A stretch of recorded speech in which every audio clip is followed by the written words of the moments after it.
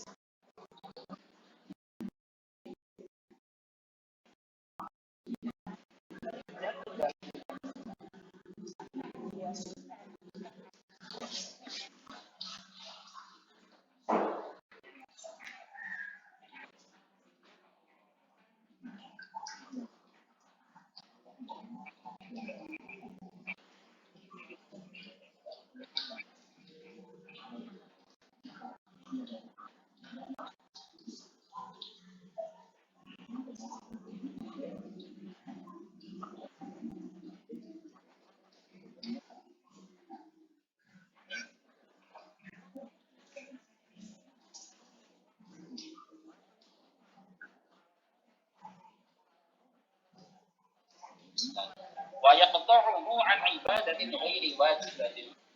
Hukum menikah bisa berubah menjadi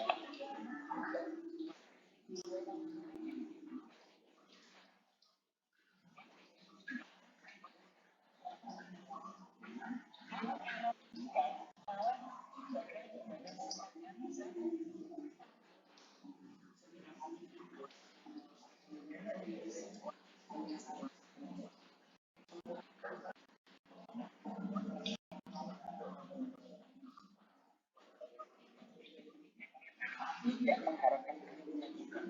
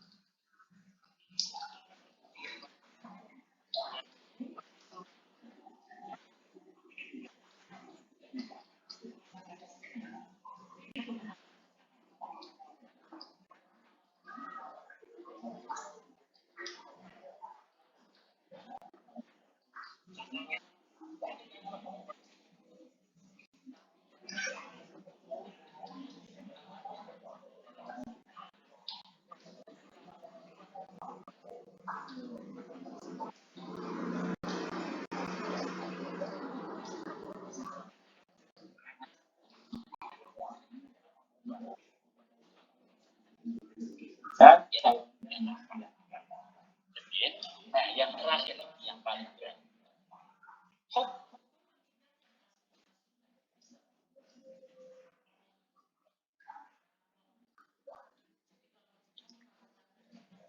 Dapat dosa.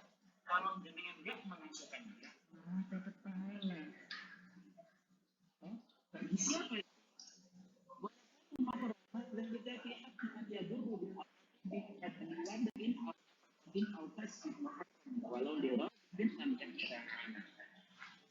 hukum haram menikah itu bagi orang-orang yang kalau menikah malah akan mendatangkan dosa-dosa yang lain. Contoh, jangan menikah tapi jangan tidak mau memberikan nafkah kepada istri jenengan. Padahal adalah kewajiban menikah untuk memberikan nafkah kepada istri. Jenengan menikah tapi jenengan tidak mau dengan istrinya jenengan. Itu juga termasuk hukum menikah bagi jenengan untuk oleh karena itu harus dijauhi perkara ini. Kalau jenengan sudah siap menikah, jenengan kok sudah ingin menikah, kan jenengan harus juga tanggung jawab sebagai seorang suami kepada istrinya. Itu adalah 5 dikasih hukum. asli ini sunnah. Asli ini menikah itu sunnah, tapi bisa berubah hukum menjadi wajib, sunnah, bahkan bisa menjadi hukum. Nah, jenengan-jenengan kira-kira termasuk yang mana nih kebanyakan mungkin bisa kita sharing ya. Itu 5 modifikasi hukum pernikahan. Yang cuma sunnah, bisa jadi wajib, bisa juga jadi. Teman-teman yang saya hormati, setelah kita membahas tentang hukum menikah secara agama, kita membahas tentang dalil-dalil yang bisa membangkitkan gairah panjenengan semuanya untuk ayo menikah, ayo menikah, ayo menikah.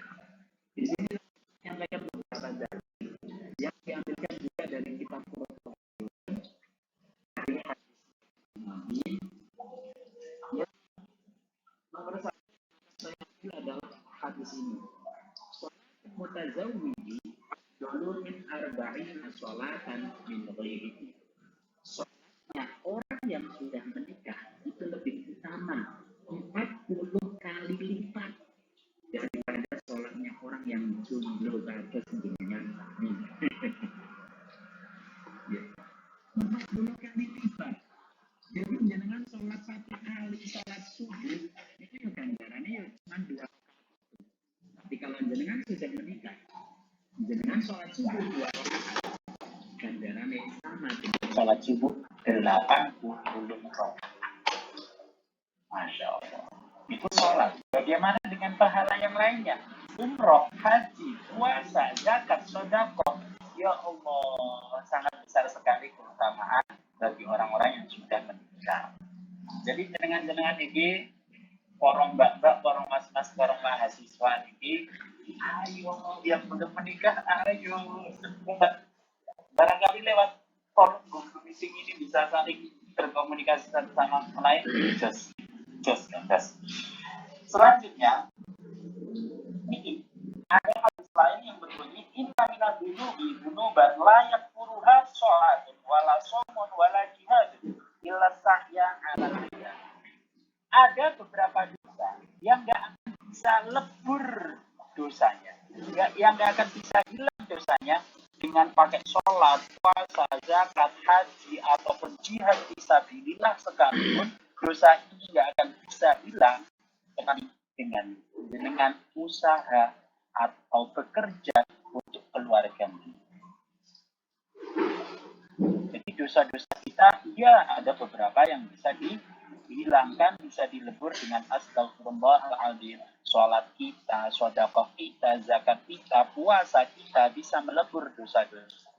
Tapi ada beberapa dosa yang hanya bisa dilebur dengan cara bekerja untuk menafkahi keluarga.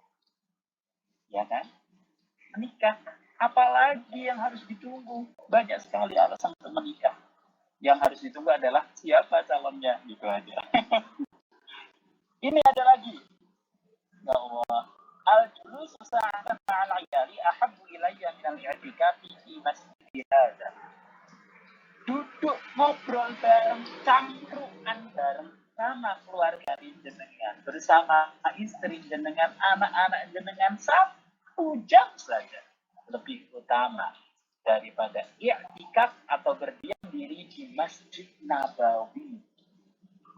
Masjidnya Kanjeng Nabi, Masjid Nabawi, jenengan i'tikaf di sana kalah ganjarannya dibandingkan duduk bareng sejam cangkruan, ngopi bareng, ngobrol, nonton TV, nonton Ikatan Cinta, sinetron niku nggih, ya Allah, utawa nonton opo wis OVJ, lapor Pak, lapor Bos.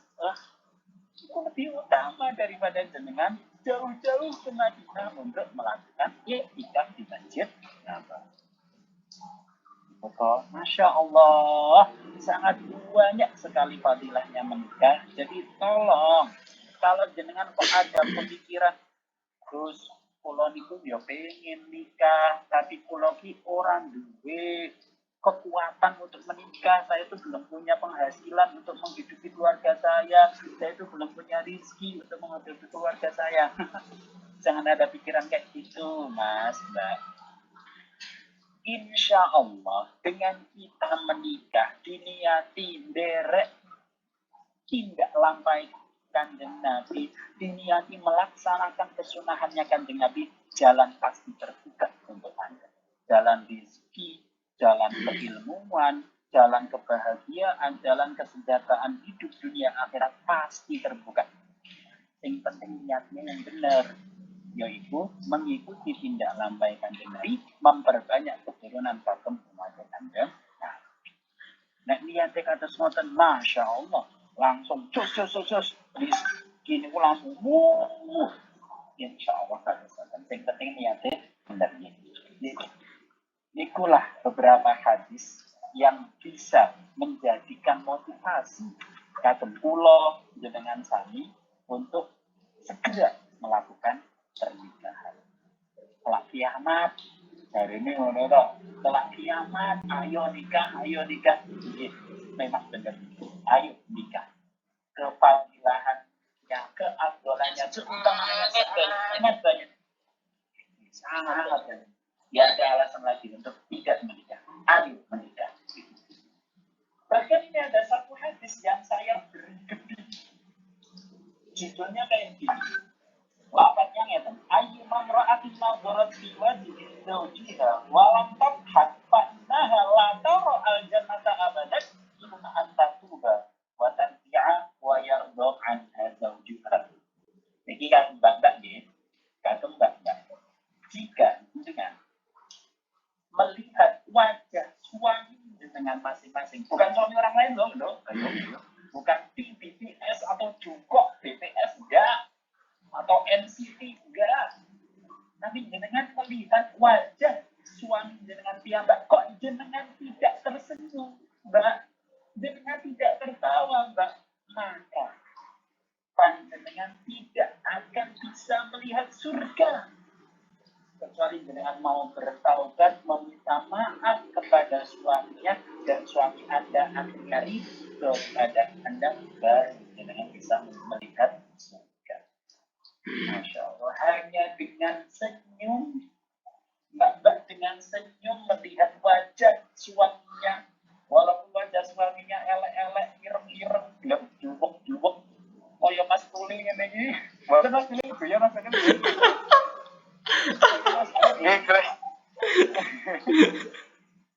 Ngoten itu ketika kok si istri bisa melihat dengan penuh senang, penuh rasa tawa, bersyukur punya suami, Masya Allah, dijanjikan oleh Gusti Allah bisa melihat surga.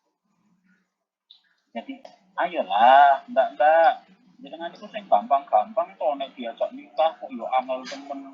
Biasa nek pitakone pekerjaanmu apa? Halah, koyo piye ngoten. Wis ora usah koyo ngoten.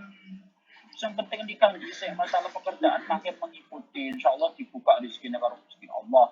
Nah memang niat nikah untuk memperbanyak umat Kanjeng Nabi, niat nikah untuk mengikuti sunnah Kanjeng Nabi. Yo nikah yo, ayo nikah, ayo bareng, nek seandainya kok konten sing mas-mas niki kok pengen nikah sekawan, yo ora apa-apa mbak, ayo nikah. Iya. Kalau mau poligami, itu beberapa hadis yang sudah saya rangkum dari kitab Qurratul Uyun tentang keistimewaan menikah dan motivasi untuk kula panjenengan kabeh untuk menikah. Lajeng ini yang perlu diperhatikan oleh mas-mas, oleh kang-mas, oleh mas-mas jaler. Kriteria wanita yang seperti apa sih yang seharusnya kita pilih untuk menjadi istri kita? Yang pertama, harus benar-benar memegang teguh kedua syahadat. Harus benar-benar memegang teguh dua syahadat. Enggak cuma mengucapkan asyhadu alla ilaha illallah wa asyhadu anna muhammadar rasulullah saja, tapi benar-benar memegang teguh itu. Itu karakter pertama, kriteria pertama seorang wanita yang seharusnya jenengan jadikan istri. Kriteria kedua, berilmu agama yang baik. Ya insya Allah sing derek belajar virtual niki ilmu agamanya api-api kabeh insyaallah. Jadi insyaallah Mbak-mbak yang ada di sini, Mbak Siti, Mbak Isna, Mbak Hanifah Rizki yang bisa terlihat di layar saya, itu wah ganteng-ganteng kabeh. Silahkan dipilih. Yang ketiga, baik akhlaknya. Yang keempat, wanita yang subur atau tidak mandul. Biasanya tanda-tandanya kalau udurnya kok lancar, itu insya Allah nggak ada masalah di rahimnya. Jadi termasuk wanita yang subur. Atau bisa jenengan lihat wanita subur atau tidak subur itu dilihat dari bagaimana keluarganya. Kalau keluarganya kok banyak keturunannya, banyak anaknya, banyak anaknya, berarti itu insya Allah termasuk wanita yang subur. Tapi juga nggak menutup kemungkinan dia adalah wanita mandul. Cuman yang paling bisa terlihat adalah dari siklus menstruasinya.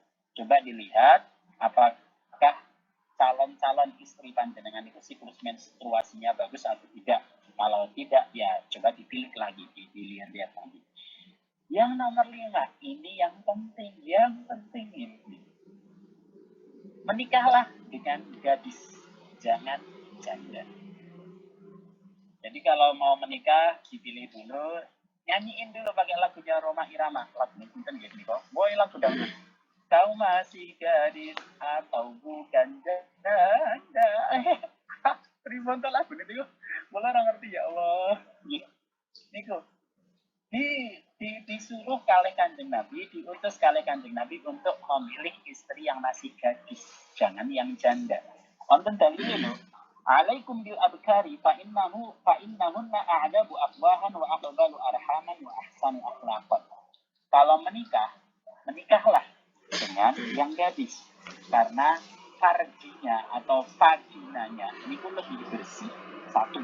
Yang kedua, rahimnya atau uterus atau rahimnya itu lebih bisa menerima mani, bisa menerima sperma, dan yang terakhir akhlaknya biasanya lebih bagus seorang gadis daripada janda. Terus yang nomor 6, kriteria selanjutnya adalah jangan menikah sama keluarga sendiri. Jangan menikah sama keluarga sendiri. Kalau kakak sama adik sendiri, kakak kandung sama adik kandung ya jelas nggak boleh, haram ya menikah sama kakak kandung, adik kandung sendiri haram. Kalau sama sepupu itu baiknya dihindari deh. Jenengan kok suka sama sepupu sendiri atau suka sama keponakan sendiri atau suka sama keluarga yang masih dekat, sebaiknya jangan deh, cari yang lain dulu. Jadi kalau yang bagus niku kurang lebih 5 keturunan di atas kita niku baru bertemu di atas mbah kelima. Dengan bin siapa baru bertemu di mbah kelima. Itu nggak apa-apa kalau kayak gitu. Tapi kalau sepupu atau masih ponakan sendiri atau masih ya sepupu gitulah ya, jangan deh. Masalahnya bos, yang beriki dijelaskan ya. Kalau menikah dengan sepupu sendiri itu biasanya melahirkan putra-putri yang kurang berkualitas. Entah dari wajahnya, entah dari pelampilan fisiknya, entah dari otaknya, entah dari kecerdasannya, itu biasanya kurang berkualitas. Cuman, Mas, don't be sad. Jangan sedih. Kalau jenengan kok punya pertimbangan lain untuk menikah sama keluarga sendiri, contoh, jenengan niku mata pencahariannya nggak terlalu bagus, penghasilan jenengan nggak terlalu bagus, nggak terlalu banyak, biasanya lebih baik nikah sama keluarga sendiri. Soalnya keluarga sendiri akan lebih bisa menerima kondisi ekonomi jenengan. Jadi banyak faktor lah ya, banyak faktor. Maksudnya nggak ada larangan jenengan menikah dengan sepupu, nggak ada larangan jenengan menikah dengan ponakan sendiri. Kalau memang ada pertimbangan lain yang lebih baik, menikah dengan ponakan sendiri atau sepupu sendiri, ya sok atau nggak apa-apa, nggak sampai haram. Terakhir, yang nomor 7 yang menjadi kriteria wanita yang seharusnya jenengan pilih sebagai istri adalah cantik. Kudu cantik. Masuk kriteria istri ganteng yo. Aduh ya Allah. Kok dadi kaum enabilut nek koyo ngono. Innalillah, naudzubillah min dzalik. Ya, harus cantik. Masalahnya dengan kecantikan istri-istri kita, istri-istri banyak banget kecantikan istri kita, kita akan setiap hari itu wah terasa ning omah orang gelem mlayu-mlayu ado-ado alah arep kerja ning di Mekah mending ning omah wae karo bojone lak ngono ya Allah enake. Nah niku itu milih wanita atau istri sing cantik. Ojo sing biasa-biasa wae nek cantik niku relatif ya tapi ya cantik niku relatif mungkin bagi saya kurang cantik tapi bagi jenengan termasuk cantik ya bisa jadi atau bagi saya cantik bagi jenengan kurang cantik ya bisa jadi cantik fisik yang dimaksud di sini adalah cantik fisik jadi jenengan tetapkan kriteria sendiri masalah cantik itu bagaimana pastinya jenengan punya kriteria sendiri-sendiri ikulah beberapa kriteria yang seharusnya jenengan pertimbangkan dulu sebelum jenengan memilih seorang istri yang akan menemani suka duka jenengan selama hidup jenengan. Lanjut setelah menentukan istri. Setelah menentukan istri, ya bisa langsung lamaran, tunangan, terus menikah. Adab menikah di sini untuk bulan paling baik melaksanakan pernikahan yang ditulis dalam Qurratul Uyun adalah bulan Syawal.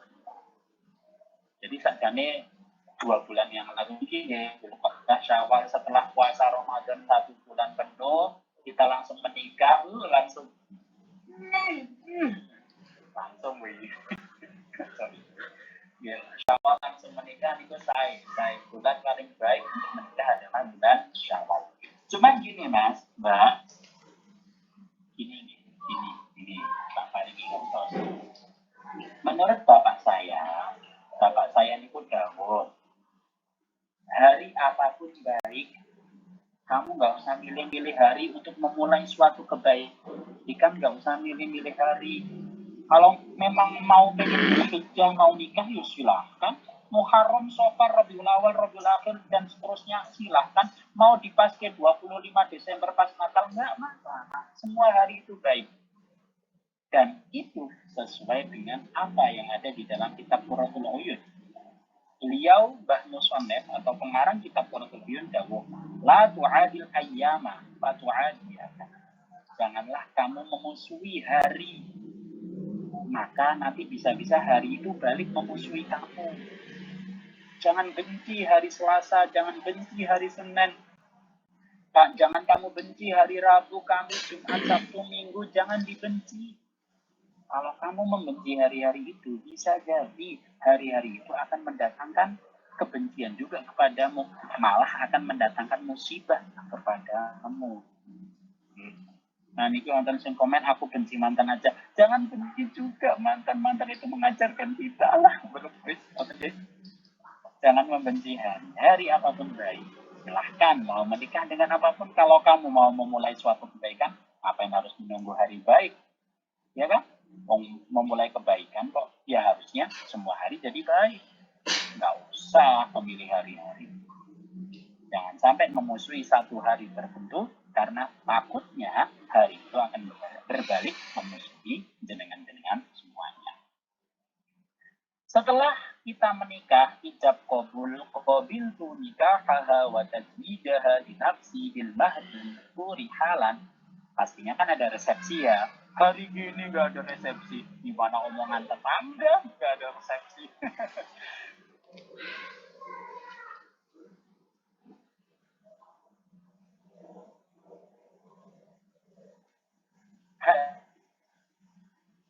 Setelah melakukan hubungan badan antara suami dan istri. Jadi kalau ijab kabulnya pagi, terus acara resepsinya malam, itu kurang pas ya, kurang pas.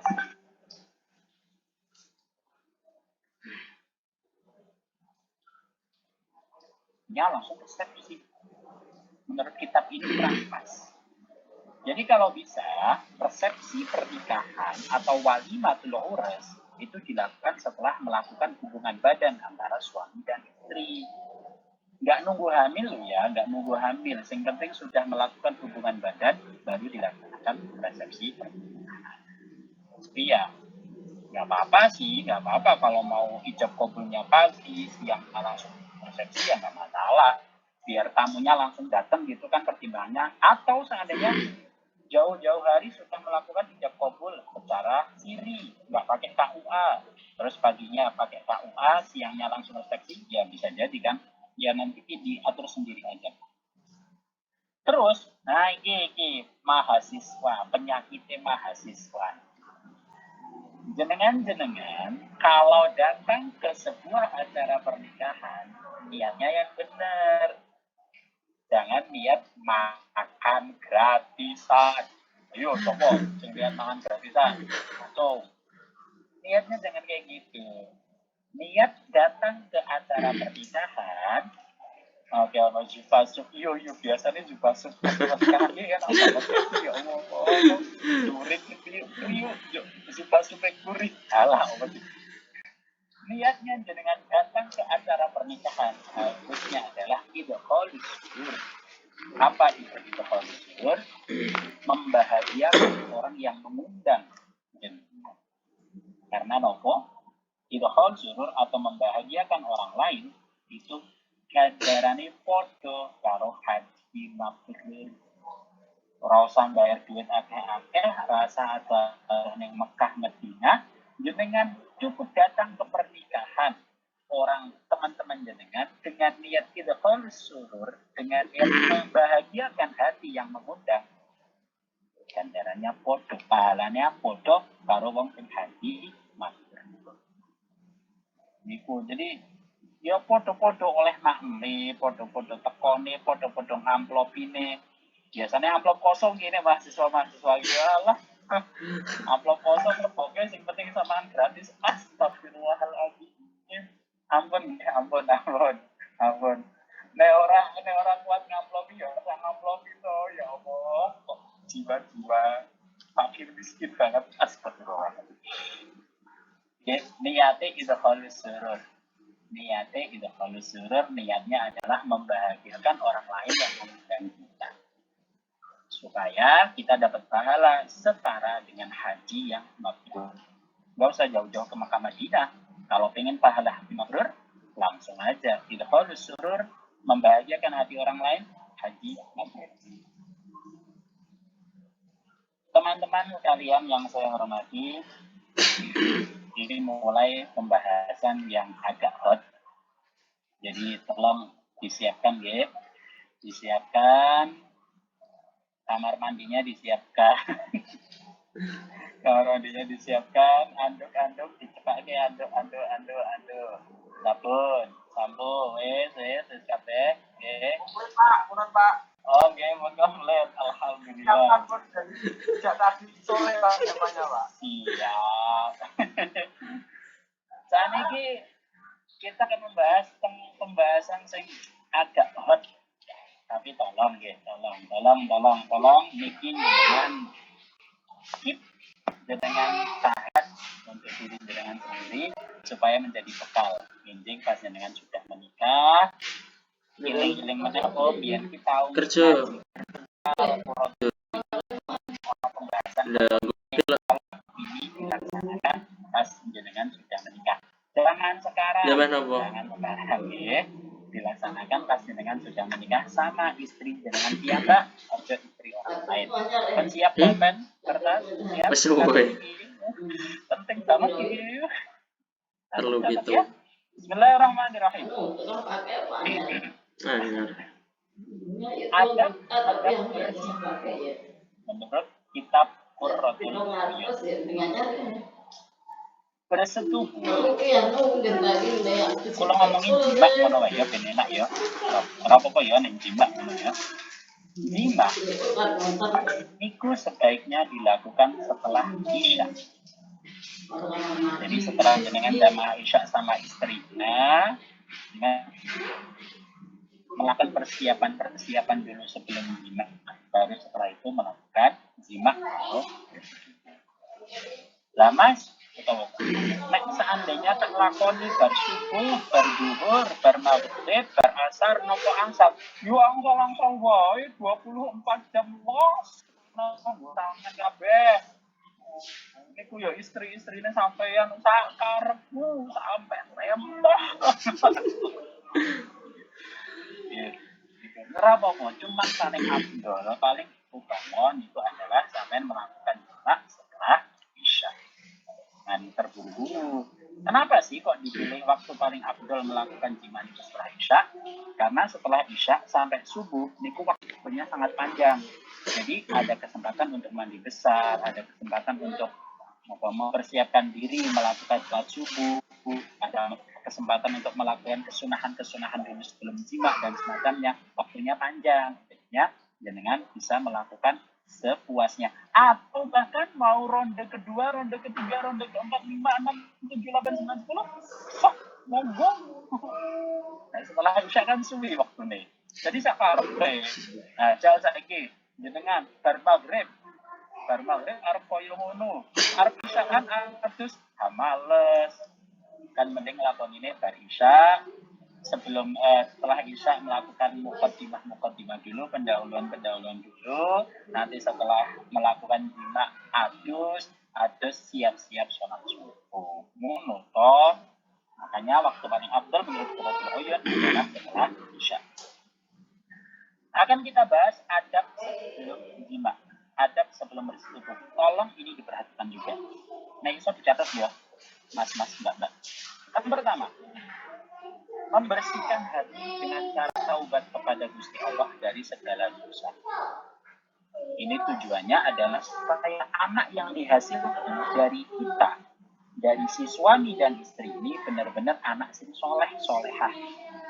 Sehingga sebelum melakukan jima, sebelum bersetubuh, tolong taubat dulu dari segala dosa, dari segala kesalahan-kesalahan yang ada, bertaubat kepada Gusti Allah, supaya anak-anak yang kita hasilkan, yang kita lahirkan dari perhubungan ini, itu anak-anak yang solehah. Sehingga kita disunahkan sebelum jima melakukan taubat. Setelah sholat isya, moco istighfar sekata, taubat, jaluk ngapura maring Gusti Allah, jaluk ngapura maring orang-orang yang pernah kita salahi dan semacamnya, baru kita gaspol sampai subuh. Nomor 2, sholat 2 rakaat sebelum jima. Niatnya nopo mas? Sak kersane. Arab niat ba'diyah isya monggo, sholat sunnah mutlak monggo, Arab niat sholat sunnah setelah wudu silahkan, sak kersane. Yang penting sebelum imam melakukan sholat sunnah 2 rakaat dulu. Yang ketiga, setelah salam, kira betul nggih, ada. Setelah salam, membaca Fatihah, kulhu, sholawat 3 kali. Fatihah, kulhu, sholawat 3 kali.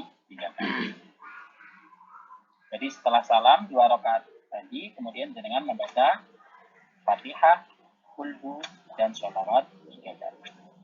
Setelah itu membaca doa. Doa yang disampaikan di dalam kitab Qurratul Uyun adalah, mungkin jenengan pengen redaksinya bisa lihat-lihat Qurratul Uyun atau mungkin menghubungi Mas Ulil atau anggota KKM tim 31. Mungkin insyaallah tak share dongane nopo nggih. Dongane kados ngeten. Allahumma barik li fi ahli wa barik li ahli fi. Allahumma rzuqhum minni warzuqni minhum warzuqni ulfahum wa mawaddatahum warzuqhum kulfi wa maddati wa habbib ba'dana ila ba'din. Itu doa yang dibaca setelah sholat, kemudian membaca Fatihah, membaca qul, membaca sholawat 3 kali.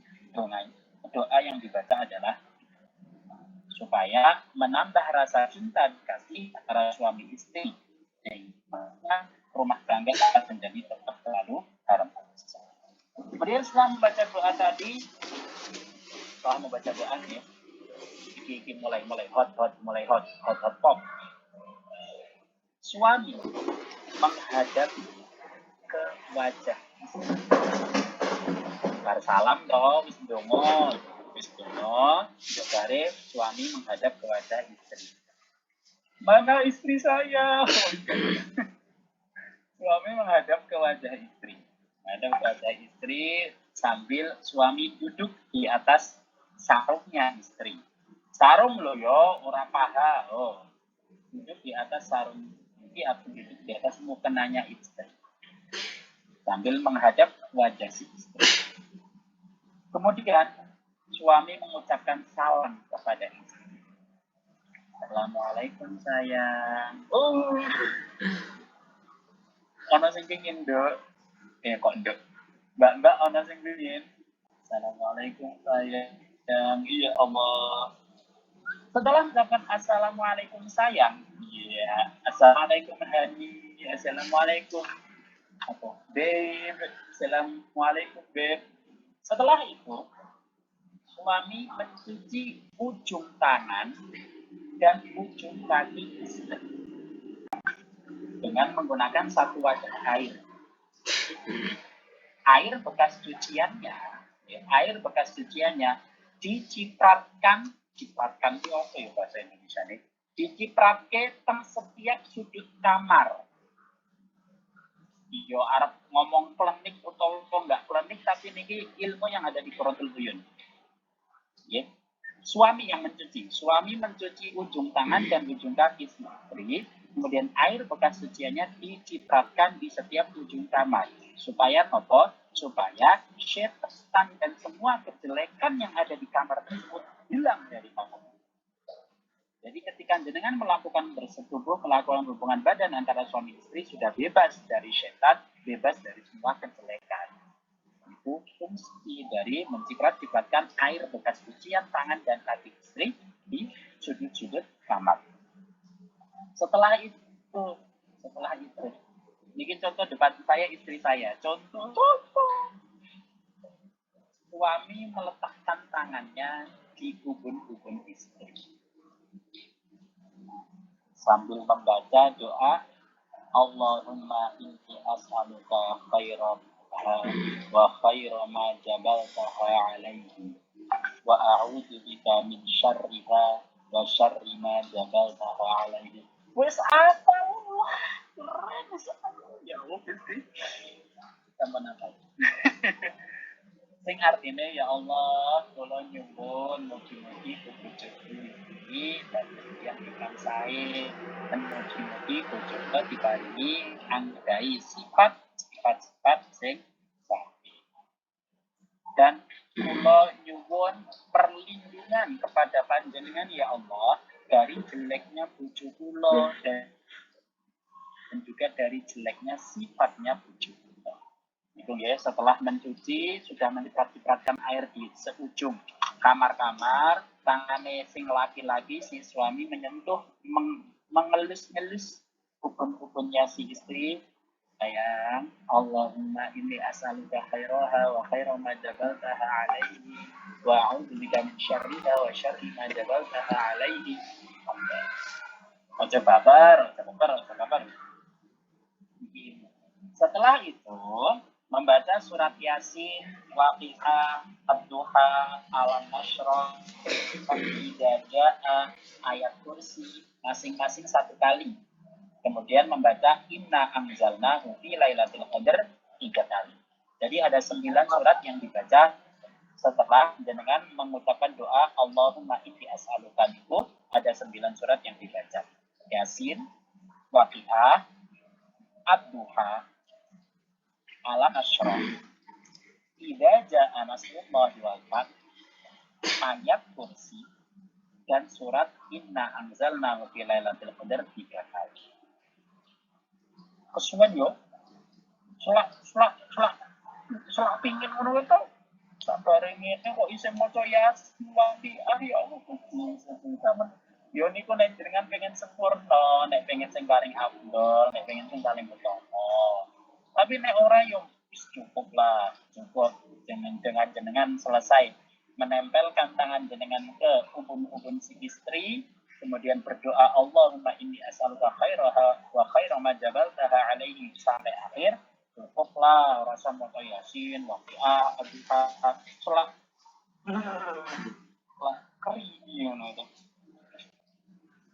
Nah, kemudian aturannya di dalam Quratul Uyun setelah dengan membaca 9 surat tadi ditutup dengan inna anzalna 3 kali, jenengan si suami meletakkan tangan jenengan di leher tengkuknya istri. Ambil ngelus-ngelus. Ya. Mbak, jangan dilus-lus bojone, Mbak. Ya Allah. Masya Allah. Sambil si suami ngomong, ya Raqib, ya Raqib, ya Raqib, ya Raqib, Raqib, ya Raqib, ya Raqib 7 kali. Ya Raqib 7 kali. Dan juga membaca Allahu khairul hafizah wa huwa arhamur rahimin. Itu doa ketika dengan setelah upun-upun menyentuh upun-upun si istri, kemudian menyentuh tengkuk si istri, membaca ya Raqib 7 kali plus Allahu khairul hafizah wa huwa arhamur rahim. Setelah itu kose susu. Setelah itu sebelum melakukan inti dari bersetubuh, sebelum melakukan inti dari jima berhubungan badan suami istri, jenengan harus melakukan muqaddimah. Muqaddimah itu pendahuluan jima. Jadi ojo langsung sakbare koyo mau, jenengan langsung ning dhuwur kasur blak ojo, lakukan muqaddimah dulu, lakukan pemanasan dhisik. Contohnya yang dicontohkan di sini adalah dengan mencium-cium dulu, merangkul-rangkul dulu, memegang tangan istri dengan penuh kelembutan, berkata-kata manis kepada si istri dan semacamnya. Di sini ada hadis yang disampaikan di dalam kitab Quratul Uyun. Man akhadha biyadi imra'atihi yurawiduha taballahu lahu hasanatan wa mahaan sayyi'atan. Seorang suami yang memegang tangan istri kemudian mengelus-ngelusnya, maka dia akan ditambahi satu kebaikan oleh Gusti Allah dan dihilangkan satu kejelekan oleh Gusti Allah. Niku nek jenengan ngelusnya sepisan, tapi nek jangan ngelus wae, berapa banyak kebaikan yang akan jenengan dapatkan dan berapa banyak kesalahan atau kejelekan yang akan hilang dari hidup jenengan. Niku kayak ngemek kok. Lanjut, kurung rampung. Wa rafa'alahu darajatan wa im'ana wa kataballahu lahu 'ashra hasanatin wa maha 'an sayyi'atin wa rafa'alahu 'ashra darajatin. Ketika seorang suami kok merangkul istrinya, sayang, apa kabar? Kok disetik ning TikTok tiba ya. Maka jenengan akan ditambahi 10 kebaikan oleh Gusti Allah, akan dileburkan 10 kejelekannya dari diri jenengan dan akan ditingkatkan 10 derajat panjenengan. Iku kayak ngerangkul kok. Sakniki wa in qabbalaha kataballahu lahu 20 hasanatan wa maha 'an 20 sayyi'atan wa rafa'a lahu 20 darajatan.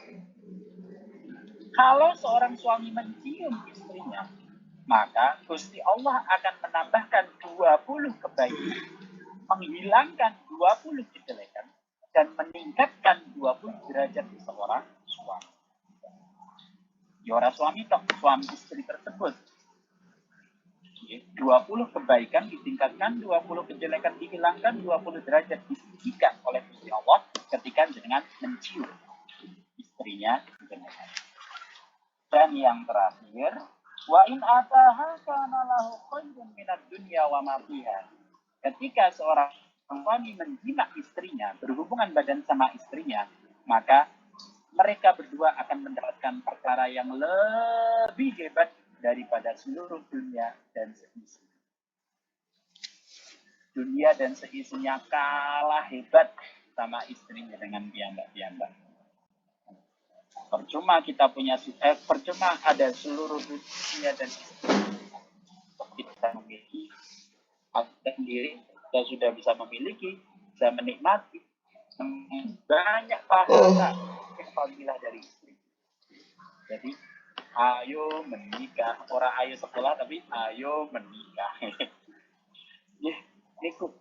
Lakukan mukadimah dulu, pemanasan sebelum dengan melakukan hubungan intim yang sebenarnya, sebelum bersetubuh yang sebenarnya, jangan melakukan pemanasan dulu dengan cara mengelus-ngelus, merangkul, mencium, kelonan dan semacamnya. Setelah itu ini udah 17 tahun ke atas semua nggih. Niki rada mlebu mencerul. Siap ya, siap, please. Setelah melakukan mukadimah, dengan sudah merangkul-rangkulan, cium-ciuman, ngelus-ngelus dan semacamnya, maka selanjutnya, kok suaranya jadi koyo mbak-mbak pengi-pengi kayak Selanjutnya, si suami menidurkan istri di atas kasur yang basah. Maksudnya basah, ini orang jenengan kebyur banyu, saya ora. Monggo ora asyik. Sekalian wae ini dhuwur kolam renang kok koyo ngono. Boten katen. Kasur yang basah yang dimaksud di sini adalah kasur niku lembab, bukan sampai basah tapi lembab. Enggak kering-kering banget gitu. Kering kayak jemuran anduk kotor, jemuran anduk ngono boten.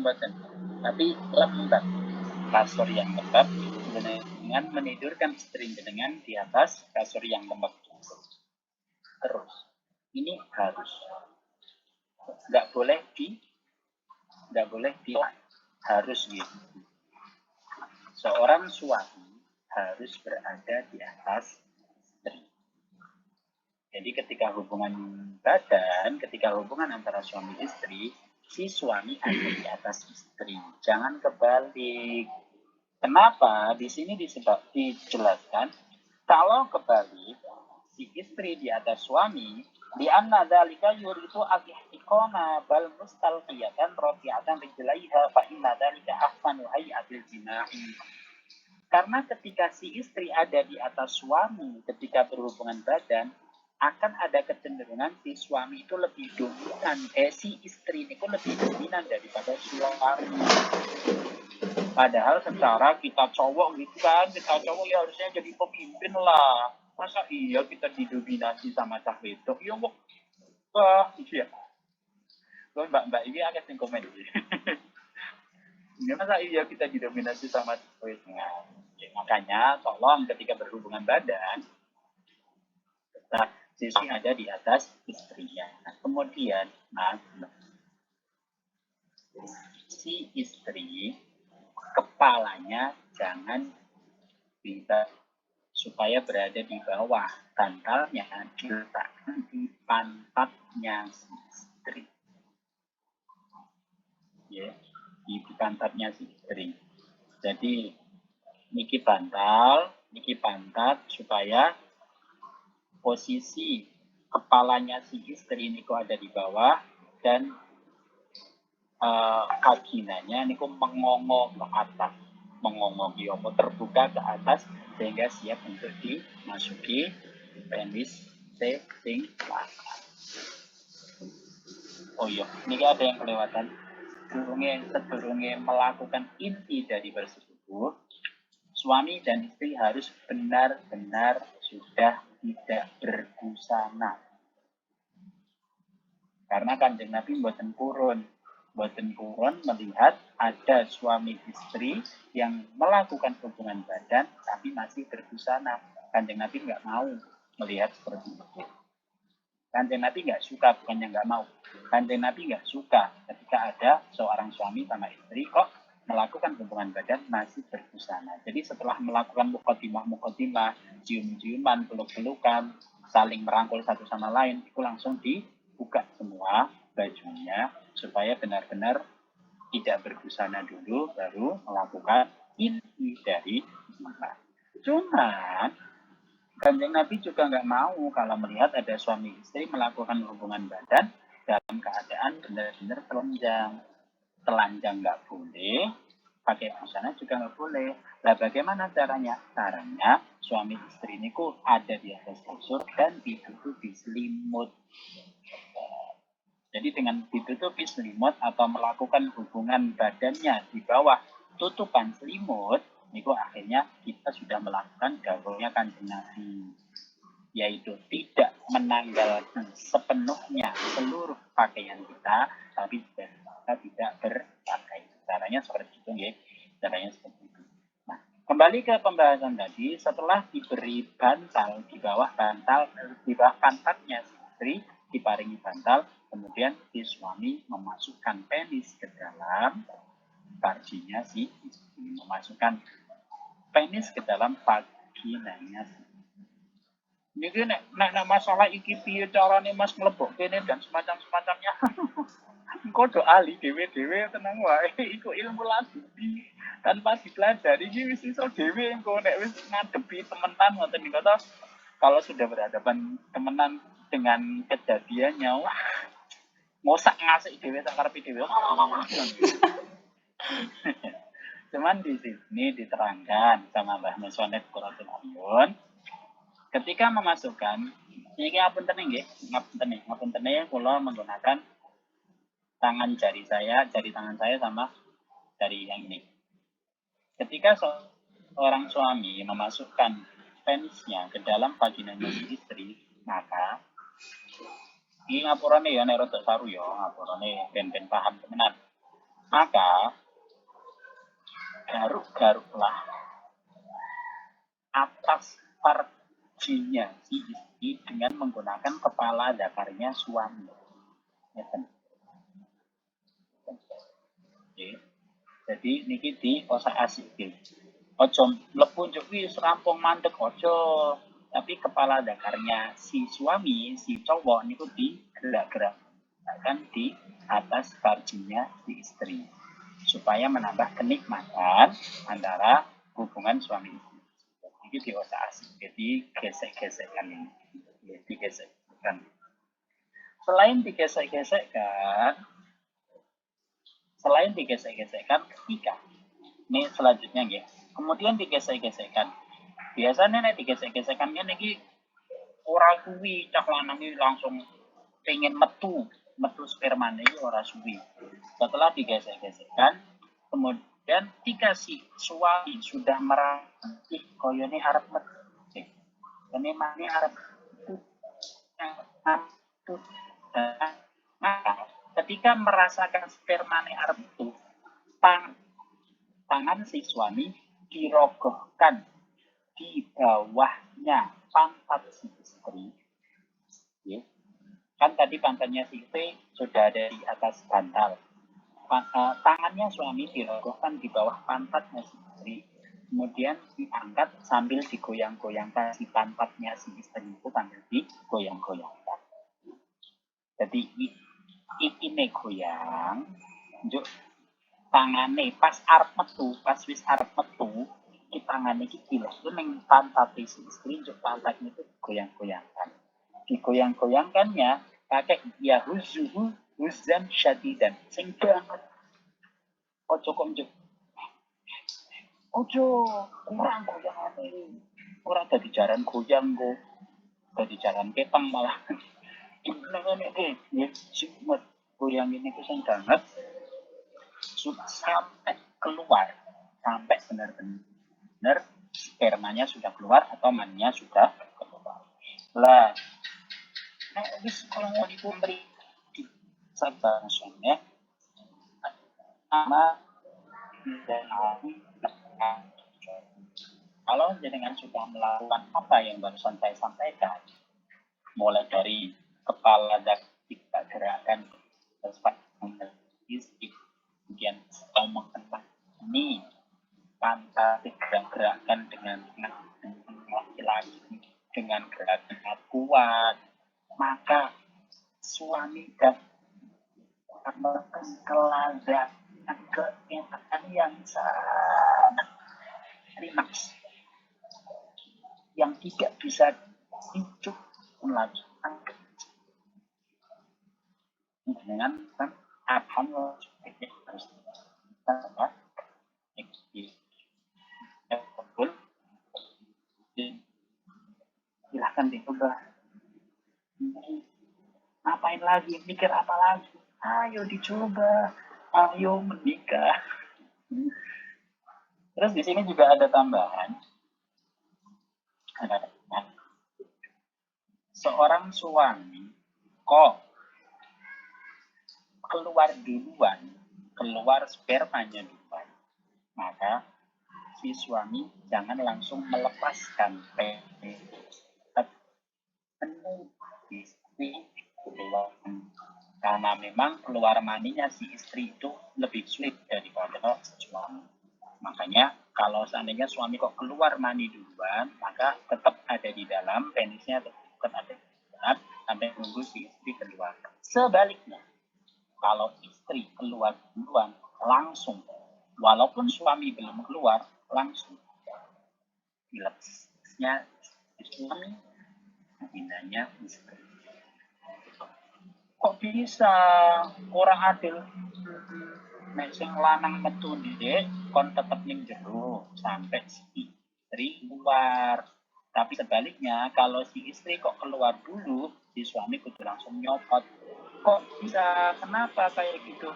Karena ketika si istri keluar duluan, kok penisnya suami masih ada di dalam vaginanya si istri, itu akan mendatangkan perasaan gak enak pada istrian, sehingga akan mengurangi keharmonisan dalam rumah tangga. Maka dari itu, pengertian ketika si istri kok sudah keluar duluan, langsung copot. Nah ya, langsung copot. Ketika si istri keluar duluan, langsung copot. Lah mas, bagaimana cara kita tahu kalau si istri kita itu sudah keluar atau belum? Ini ada tanda-tandanya. Tenang saja, kita protokol ini lengkap. Ada tanda-tandanya. Ngeten. Fa'akhbara anna alamata inzaliha irqu jabhatiha wa iltisaquha birrajuli wa min dhalika istirkha'u mafasiliha wa istihya'uha minan nadri firrajul. Baru tanda-tanda seorang wanita sudah mengeluarkan mani adalah keningnya berkeringat. Kening. Mungkin bagian lain sudah berkeringat, tapi keningnya belum. Tapi ketika sudah keluar mani, tanda-tandanya adalah keningnya berkeringat. Kemudian kakinya sing asal begang, yang asalnya mekangkang, kemudian tertangkupkan. Jadi kakinya ini loh. Itu tanda-tanda nih. Kemudian tulang, ruas-ruas tulangnya sing asline kaku gara-gara berusaha asik kaku, kemudian menjadi yang terakhir jika istri dengan melihat wajah jenengan, itu berarti tanda kalau dia sudah keluar. Nah, ketika jenengan sudah melihat tanda-tanda tersebut, langsung lepas penis Anda dari vaginanya supaya tidak menyebabkan kebahagiaan yang lain. Oke. Kemudian doa yang paling hebat, doa yang paling banyak jenengan hafalkan ketika jenengan melakukan bersetubuh adalah yang juga harus dihafalkan oleh panjenengan yaitu Allahumma jannibna syaitana wa jannibis syaitana ma razaqtana. Yang artinya, ya Allah, jauhkanlah kami dari godaan dan jauhkanlah setan dari apa yang kau rizkikan kepada kami. Nah, kurang lebih seperti itu prosesi jima, prosesi bersetubuh sesuai dengan adab dan tata krama di dalam agama Islam yang disampaikan oleh kitab Qurratul. Mungkin niki wonten melih. Hukumnya haram melakukan jima dengan memasukkan penis ke dalam duburnya wanita. Haram. Nggak boleh atau nggak afdal atau haram. Hukumnya haram memasukkan penis ke dalam duburnya wanita. Haram. Nah, Mas, bagaimana dengan doggy style dan semacamnya? Doggy style nggak masalah kok jenengan lakukan. Tapi tetap penisnya harus masukkan ke vagina, jangan ke dubur. Yang saya tahu kalau doggy style pun itu tetap penisnya dimasukkan ke vagina, nggak sampai dubur. Usually betul dubur tempatnya panggonane tai metu mosok jenengan arep mlebokke penis jero dubur. Menjijikan. Ya, itu haram ya, haram, jangan dilakukan. Jangan. Nah, setelah selesai semuanya, jangan lupa harus wajib punya mandi besar. Entah jenengan keluar mani atau tidak keluar mani, mandi besar tetap wajib dilaksanakan setelah bersetubuh antara laki dan wanita. Mas, kalau mau ronde 2 bagaimana? Cukup berwudu dan bersihkan pak dakar atau penisnya dengan bersihkan badannya dengan pakai air, langsung lanjut ronde kedua. Mau ronde kedua lanjut aja, tapi bersihkan dulu, bersihkan vagina, bersihkan penis dengan menggunakan air, berwudu dulu, langsung lanjut 24 ronde, lanjut sampai double. Monggo sakarepe ora apa-apa. Ora usah atus sendiri untuk melakukan setubuh lagi, setubuh lagi enggak. Cukup dengan membersihkan vagina atau mendakarnya jenengan, kemudian tambahi berwudu, kemudian baru lakukan ronde kedua dan seterusnya. Kalau sudah selesai semua, baru mandi besar. Hukumnya wajib mandi besar. Entah keluar atau tidak keluar mani, hukumnya seorang wanita dan seorang laki-laki yang sudah melakukan hubungan badan wajib melakukan mandi besar. Ya mungkin niku nggih, itu beberapa hal yang sudah saya rangkum dari kitab Qurratul Uyun yang bisa saya sampaikan kepada panjenengan semuanya. Nek ronde kedua nggak usah surat-suratan malih, langsung dibersihkan vagina sama penisnya, langsung lanjut ronde kedua saja, nggak usah pakai surat lagi, kegawan kesuwen selak pingin gitu. Oh iya, ini ada satu lagi yang ketinggalan. Nyuwun ngapunten, jangan sampai mencium matanya istri. So walaupun mencium niku menjadi mukaddimah dari jima, menjadikan pemanasan dari jima, tapi nggak boleh mencium matanya si istri. Di dalam Qur'an, ketika mencium matanya si istri atau si istri juga mencium matanya suami, itu ditakutkan terjadi firaq niku napa? Firaq cahaya. Ya, jadi jenengan kalau mau mencium istri jenengan, jauhi daerah mata. Takutnya ya entah benar atau tidak ya, believe it or not, itu ini yang didaukan oleh kitab Qurratul Uyun. Jadi saya sampaikan kepada jenengan, jangan mencium matanya istri. Istri juga jangan mencium matanya suami. Ditakutkan terjadinya perceraian. Oke, mungkin niku yang saya sampaikan. Kurang langkung nyuwun ngapunten, singkatnya pasti banyak kekurangan. Nyuwun ngapunten dan waktu saya kembalikan kepada Mas moderator lagi. Monggo, Mas Philip. Dengan pimpin lagi.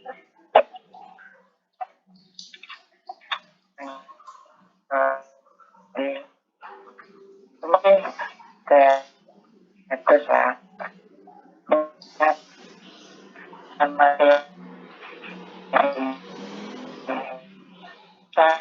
sampai perintah cepat dan kadang sekali ditembak maksudnya tentang suaranya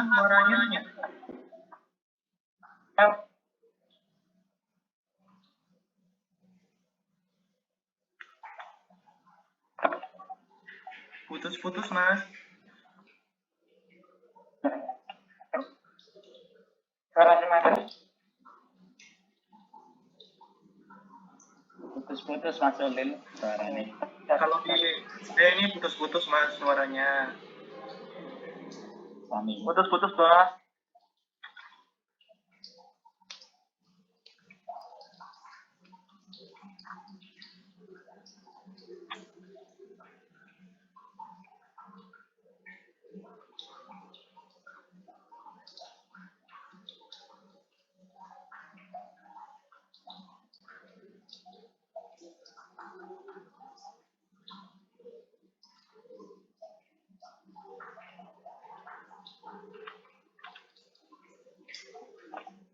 Sudah bisa didengar suara saya? Atau masih diputus-putus? Lebih lancar dari yang tadi Mas Elin. Oh, enggak. Sampai suwun, Gus. Oke. Mohon maaf tadi ada kendala jaringan. Terima kasih kepada Gus Ambar juga yang telah menyampaikan, memaparkan materinya yang sangat luar biasa sekali.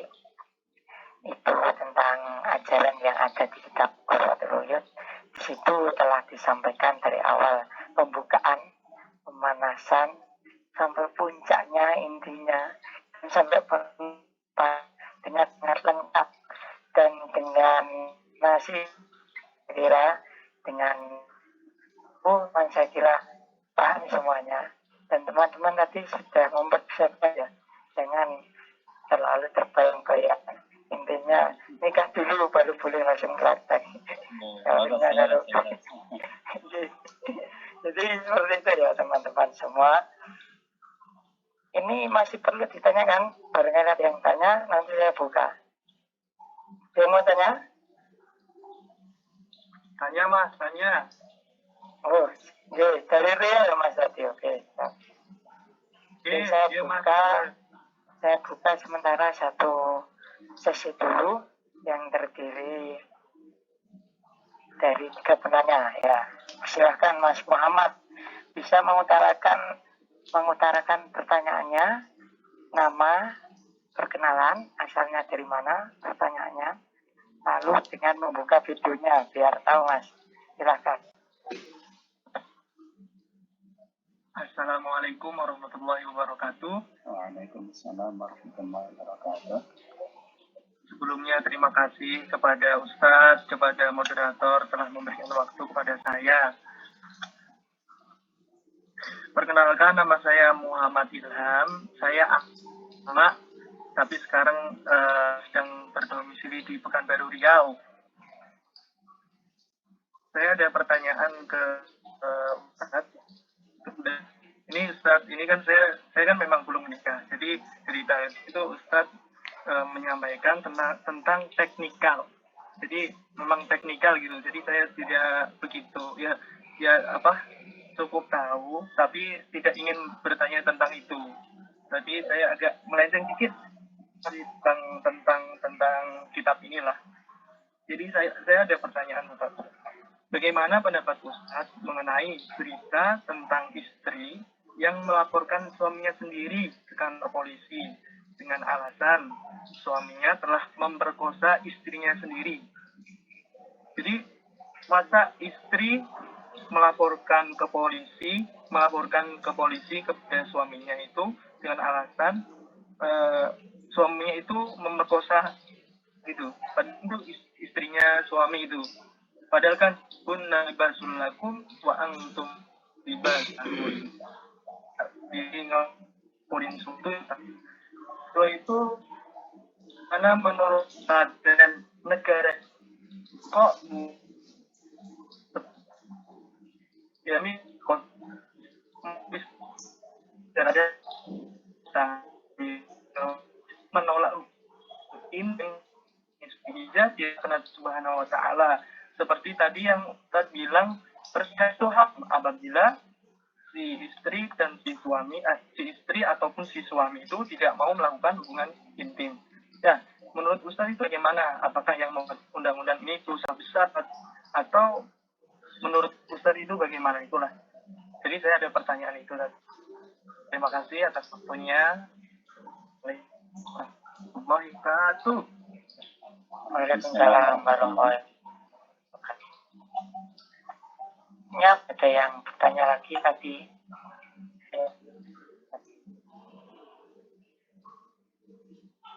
Saya Mas. Siapa Mas?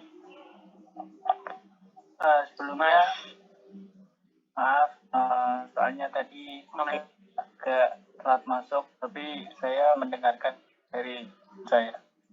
Ini Pak Ustadz, apakah boleh kita memasukkan jari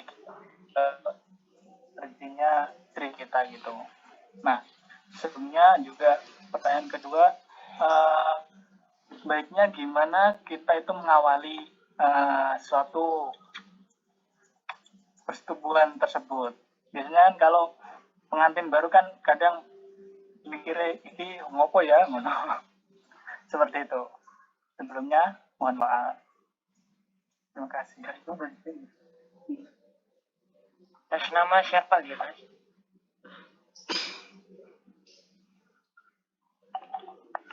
Yang pertanyaan kedua, atas nama siapa? Muhammad. Atas Muhammad Ulil Albab. Oh, Ini namanya ya.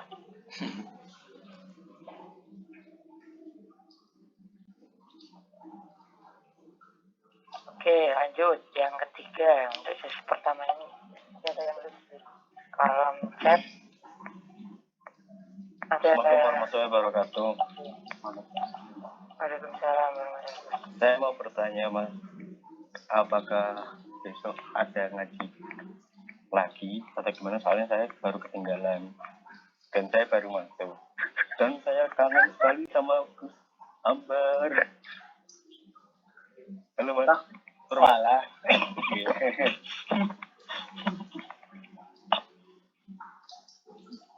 Niku takon panitia nih mohon Mas Nur. Iya Mas, soalnya kan di ketinggalan kan eman-eman ngoten nggih. Ya. Terima kasih.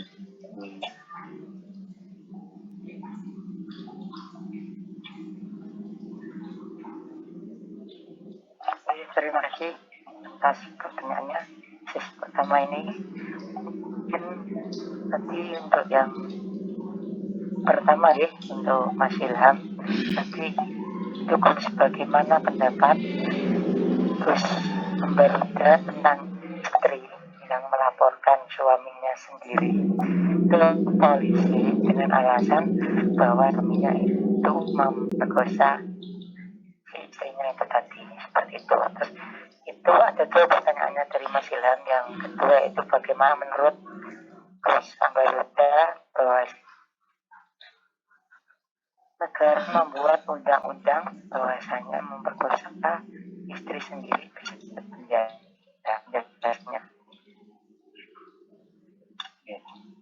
Terima kasih kepada Mas Irham atas pertanyaannya.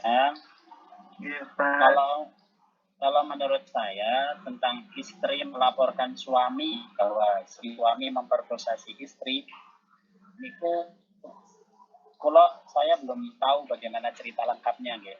Cuman kalau dilihat dari pertanyaannya saja, nggak tahu cerita di belakangnya, latar belakangnya apa dan semacamnya, saya kurang tahu.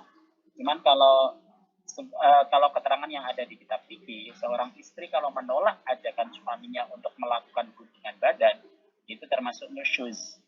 Nusyuz atau pure, itu termasuk salah satu tindakan yang dilaknat oleh Gusti Allah. Jadi nggak boleh seorang istri dalam keadaan apapun kecuali dalam keadaan haid nifas untuk menolak ajakan suami. Dalam keadaan apapun, secapek apapun, kalau si istri kok diajak suaminya melakukan hubungan badan, kudu gelem, harus mau. Nah, entah latar belakangnya si ibu ini kok melaporkan kepada polisi tentang tindakan suaminya, saya kurang tahu. Cuman kalau dilihat dari sekilas, nggak boleh seorang istri menolak ajakan suami melakukan hubungan badan. Jadi, menurut saya, istri melaporkan suami gara-gara si suami memperkosa si istri, suatu tindakan yang sangat membagongkan kalau kata TikTok.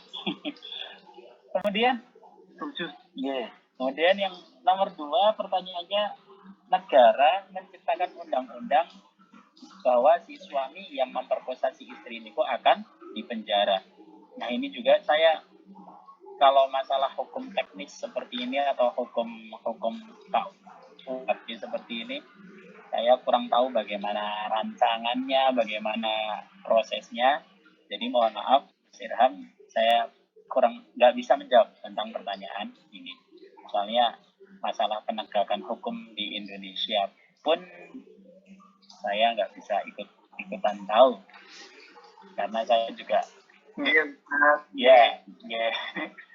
dan saya juga harus harus taat kepada pemimpin kita, tapi juga ada sesuatu yang lain. Jadi saya jawab pertanyaan kedua dari Mas Irham. Mohon maaf Mas Irham, cuman masalah istri melaporkan suami ini kok membagongkan sekali. Iya, kalau setuju Ustaz.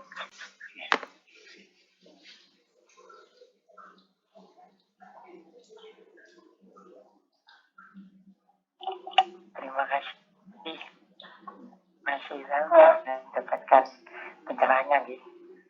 Iya, alhamdulillah. Ya, alhamdulillah. Kita lanjut lagi ke pertanyaan kedua dari Mas Ulil Albab, sama dengan saya ya. Mas Ulil Albab. Tadi pertanyaannya juga dua. Yang pertama, apakah boleh memasukkan diri kita ke dalam wajib seorang istri? Terus selanjutnya, bagaimana untuk mengalami hubungan pada saat istri baru saja menikah? Kan pasti mengalami kebingungan, bagaimana itu? Bagaimana hukum dari masuk ke farjinya si istri? Nggak masalah kan? Masuk dari jenengan ke farjinya istri jenengan nggak masalah. Penting jangan sampai melukai. Jadi haram kalau sampai melukai atau menyebabkan kesakitan di tubuhnya istri jenengan, itu haram hukumnya. Tapi kalau sampai melukai, cuman kan biasanya nyuwun punten nggih pengalaman kula untuk membuka jalan, masalah untuk membuka jalan biar gampang masuknya penis ke dalam farji, enggak masalah. Tapi di sini di Qurratul Uyun juga dijelaskan hukumnya makruh seorang laki-laki istri melihat zakarnya suami melihat farjinya istri, hukumnya makruh. Jadi kalau bisa dihindari, hanya tangan saja yang ke bawah, matanya jangan ikut-ikutan ke bawah. Begitu juga si istri sama, si istri boleh kok memegang-megang zakarnya suami atau penisnya suami, nggak masalah. Ya, jadi kalau saling pegang-pegangan nggak apa-apa. Yang penting jangan saling menyakitkan, jangan saling membuat luka, itu yang haram. Ya. Kemudian yang kedua dari Mas Ulil, bagaimana cara memulainya? Wah, ini malam pertama niku bagi orang yang mungkin baru kenal ya setelah menikah merupakan perjuangan yang sangat berat. Kadang-kadang turu bareng sak kasur ngono bae wis kok aneh. Mek-mekan ngono iki kok aneh sih biasanya atau mek-mekan dan semacamnya. Tapi it's okay, nggak apa-apa.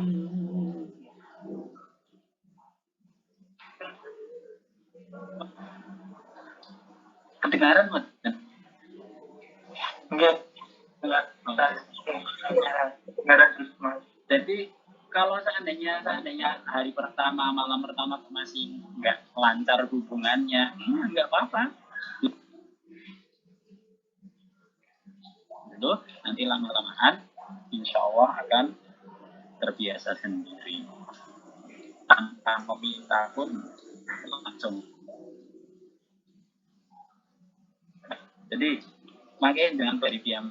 Nah ini kok pengalaman sambil jalan, pengalaman berjalan sambil belajar memulai sakit. Nggak usah dia langsung lilit. Dia saya kembalikan lagi ke gerak.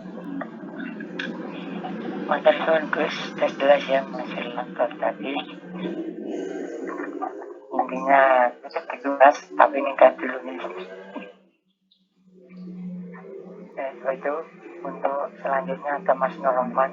Tadi menanyakan itu ya Mas, apa untuk dibuat lagi ngaji online atau bagaimana sih? Gitu. Kapan ngajar lagi? Pengen yang gimana Mas? Yang Lah kok dipateni to Gus?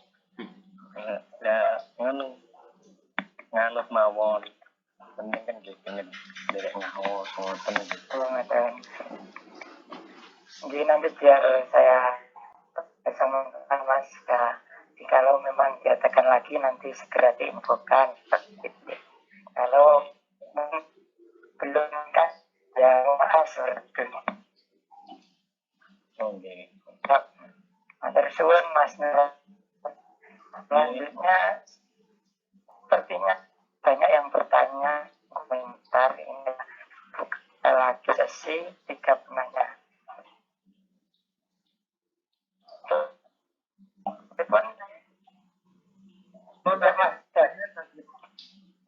Ini yang di dalam chat ini masih ada. Terima kasih. Yang pertama, hukum memaksa istri untuk berjima niku nopo nggih? Oke. Untuk hukumnya memaksa istri untuk berjima,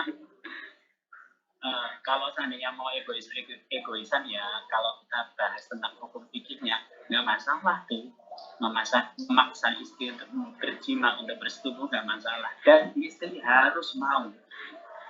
Dan kalau nggak mau, ya wis termasuk kategori khusus dilaknat menurut Allah. Jadi nggak apa sih kalau memaksa istri untuk berjima, penting pas istrinya itu tidak dalam keadaan udur, tidak dalam keadaan haid, atau tidak dalam keadaan nifas. Cuman ya kita kan juga bicara dengan setiap anak-anak. Makanya sih seorang istri kan juga capek, seorang istri kan juga banyak kerjaan, sosial, dipok-sok, ya bicara kemanusiaan itu kurang manusiawi. Tapi kalau bicara tentang fikih, nggak masalah begitu. Maksa seorang suami memaksa istri untuk melakukan hubungan. Maka maksudnya. Tapi untuk Mas Ahmad Hasanuddin Haris ya sudah jelas ya. Karena masih ada pertanyaan saya langsung lanjut lagi. Selanjutnya dari Mbak Maju Indah Pratiwi Gus. Assalamualaikum, izin bertanya Gus. Ketika ada seorang wanita yang dilamar oleh seorang laki-laki atau dijodohkan oleh seorang laki-laki dikenal sama sekali, sehingga kita belum mengetahui apapun tentang seorang tersebut, dan hal tersebut membuat kita mempunyai rasa bimbangan dan tidak yakin pula di dalamnya. Pertanyaan saya, bagaimana terbaik yang harus diambil dari seorang perempuan ketika menghadapi hal seperti itu? Apakah kita terima walaupun kita belum mengenal dan belum mempunyai rasa kenyanya, ataukah lebih baik tidak kita teruskan? Niki terlepas di iman suci atau apapun, seorang wanita ketika dilamar seorang pria yang baik, ya, pria niku kok baik bisa menjadi imam baginya, langsung aja laksanakan. Masalah sifat bagaimana dan semacamnya semuanya akan berubah kok. Walaupun jenengan mungkin ada beberapa yang sudah pacaran selama bertahun-tahun, pasti setelah menikah itu ada perubahan sifat, ada perubahan sikap, ada perubahan karakter dan semacamnya. Jadi untuk pemahaman karakter itu akan selalu terjadi sampai seumur hidup pernikahan ini panjenengan semua. Seandainya jenengan sudah merasa mengenal pasangan jenengan yang sudah jenengan pacari, tetap nanti setelah menikah pasti akan ada sifat-sifat baru yang akan jenengan temukan. Jadi menurut saya masalah sifat gak usah nanti. Sing penting kok calon suaminya baik, sing penting kok sing melamar jenengan kok baik, bisa menjaga agamanya jenengan dan semacamnya. Langsung lanjut rasa kesuwen. Mboten usah milih, mboten usah memandang apapun, agama ini apik, lanjut jadikan dia imam untuk Anda. Kuatkan ya.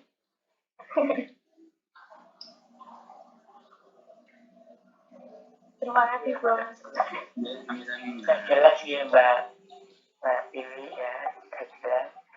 Oke, selanjutnya ini sebentar ini saya tanyakan, ini semuanya ingin dijawab atau bagaimana? langsung mending dengan lewat chat. Banyak sekali. Pripun Gus melalui dipun jawab.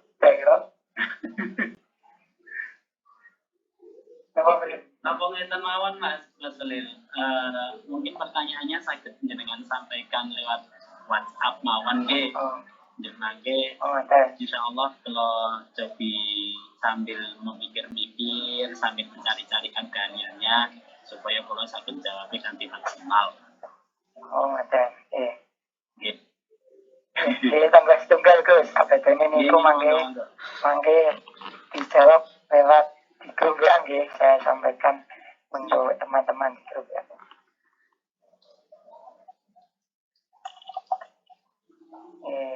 Tadi sesuai urutannya itu ada Mas Muhammad Taufik Naji Hariri. Naji, halo Naji. Nah kan memasukkan jari kan boleh. Kalau memasukkan datar ke faksi boleh enggak?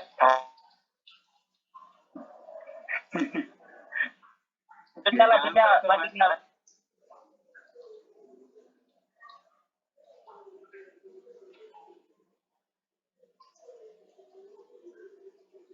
Mbak Ulil itu ada yang kurang, mohon maaf.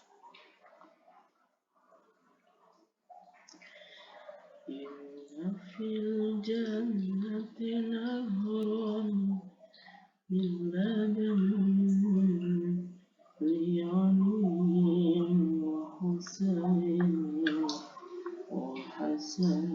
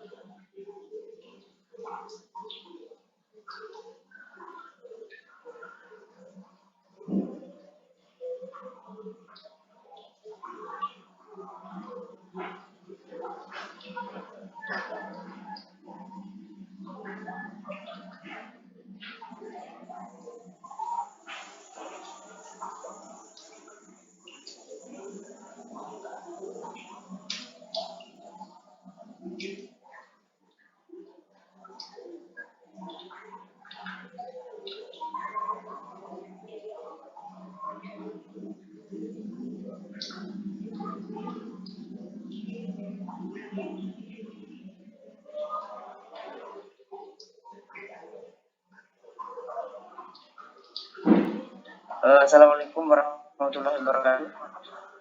Waalaikumsalam warahmatullahi wabarakatuh. Ini moderatornya sudah keluar ya. Oh iya. Saya gantikan dulu ya sebagai moderator. Tadi sudah ada pertanyaan mengenai